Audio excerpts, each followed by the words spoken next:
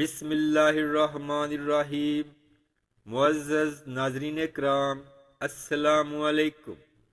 نبی کریم صلی اللہ علیہ وآلہ وسلم کی صحیح احادیث اس بات کے اوپر دلالت کرتی ہیں کہ جب بھی مشکل وقت آئے، تنگی شروع ہو جائے، تو نبی کریم صلی اللہ علیہ وآلہ وسلم کے اوپر کثرت سے درود بھیجنا چاہیے۔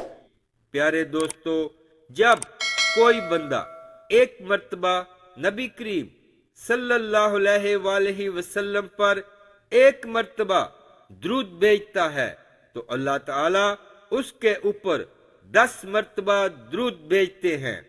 اللہ درود بھیج رہا ہے، اور صرف یہی تک نہیں ہے، بندہ درود پڑھتا رہتا ہے۔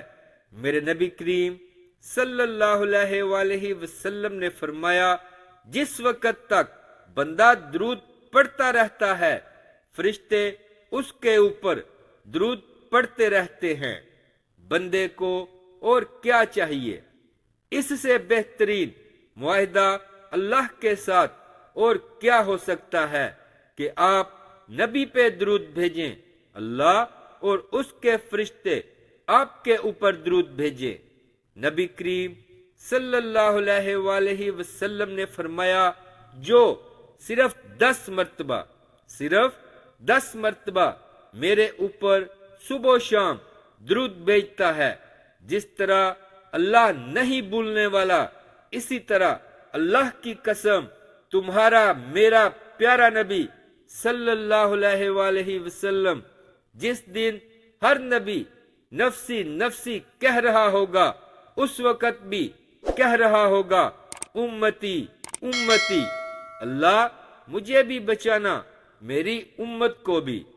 اس وقت بھی نبی کریم صلی اللہ علیہ وآلہ وسلم اس بندے کو نہیں بھولیں گے۔ صحیح حدیث کے الفاظ ہیں، جو صبح و شام 10 مرتبہ درود بھیجے، نبی کریم صلی اللہ علیہ وآلہ وسلم کل قیامت کے دن اس کا نام لے کے اللہ کی بارگاہ میں سفارش کریں گے، اللہ اس کو معاف کر دے۔ بتائیے اور کیا چاہیے جس کی اس دن نبی کریم صلی اللہ علیہ وآلہ وسلم نام لے کے سفارش کریں گے، اس کے تو نصیب سنور گئے۔ نبی کریم صلی اللہ علیہ وآلہ وسلم نے فرمایا، جو بندہ جتنا مجھ پر درود بھیجتا ہے، میں کل قیامت کے دن اتنا اس کے قریب ہوں گا۔ اللہ تعالی ہمیں سمجھ کر عمل کرنے کی توفیق عطا فرمائے۔ پیارے دوستو، دین کی بات کو پھیلانا صدقہ جاریہ ہے۔ ویڈیو کو ثواب کی نیت سے شیئر ضرور کریں۔ اسلامک ویڈیوز کے لیے سبسکرائب کریں اور ساتھ بیل کے بٹن کو بھی پریس کر دیں۔